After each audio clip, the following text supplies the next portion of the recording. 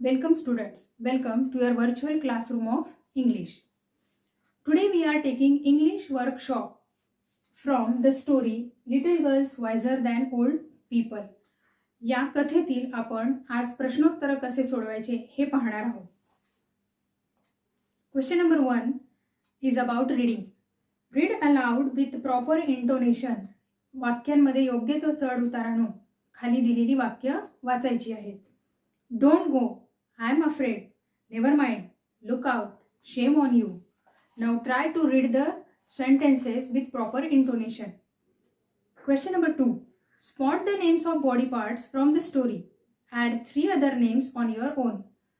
कथेमध्ये आलेले शरीराच्या अवयवांची नावं लिहा आणि त्यात तुम्ही अजून 3 शब्दांची भर घाला.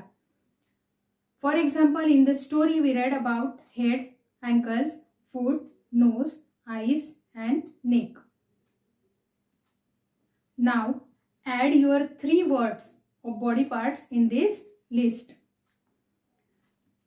Question number 3. List the characters in the story and write their approximate ages. कथेत आलेल्या पात्रांची नावं लिहा आणि त्यांचं अंदाजे वय किती असेल हे लिहा. फॉर एक्झाम्पल अकुल्कास ग्रँडमदर, अकुल्काची आजी हे कथेतले एक पात्र आहे. मग तिचं अंदाजे वय किती असेल? 60, 61, 62. तुम्ही अंदाजे वय तिचं लिहू शकता. The first character is Akulka's grandmother and she is approximately 62 years old. Now this way write down the characters and write down their approximate ages. अशाच पद्धतीने तुम्ही इतरही पात्रांची नावं लिहा आणि त्यांचं अंदाजे वय लिहा. Question number 4. Write the stages in which the fight began and got worse. You may show as many stages as you like. Then write how and when the people stopped fighting.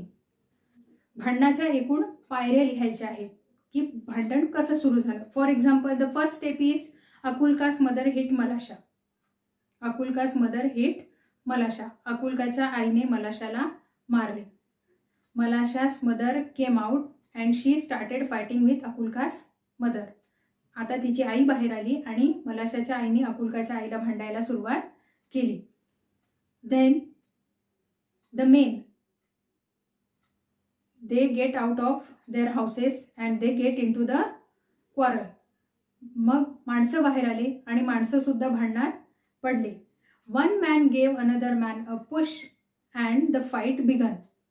एका माणसाने दुसऱ्या माणसाला धक्का दिला आणि actual त्या ठिकाणी मग धक्काबुक्की सुरू झाली. How the fight came to an end. When the peasants, when the farm laborers, when the people, they saw the children, means Akulka and Malasha were playing so nicely, that time they felt ashamed on themselves and the fight came to an end. जेव्हा त्यांनी त्या लहान मुलींना खेळताना पाहिलं की त्या सगळं विसरून पुन्हा खेळायला लागल्या, त्याच वेळेला भांडण सुद्धा संपलं. Question number 5. Now choose any one of the reasons you have listed in the activity on. Question number 5 is about the warming up exercise, which we will take afterwards. Now question number 6 is change the words in the colored boxes to make other meaningful sentences. Colored box मधला शब्द बदलवून तुम्हाला त्या ठिकाणी वेगळे शब्द टाकून वाक्य पूर्ण करायचं आहे. For example I will take off my shoes and you do the same. आता या ठिकाणी जे बॉक्समध्ये दिलेला आहे टेक ऑफ माय शूज हा शब्द तुम्ही इथे बदलायचा आहे. हे शब्द याच्या ऐवजी दुसरे शब्द टाकायचे आहे. For example I will read the sentences and you do the same. मी हे वाक्य आता वाचणार आहे आणि तुम्ही सुद्धा माझ्यासारखंच करा. I will write the words and you do the same. The second sentence is this is time for rejoicing.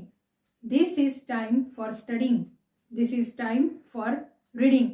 You can use many words in place of the word given in the box.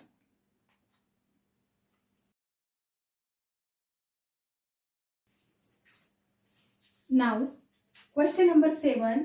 Read, remember and write. वाचा, लक्षात ठेवा आणि लिहा.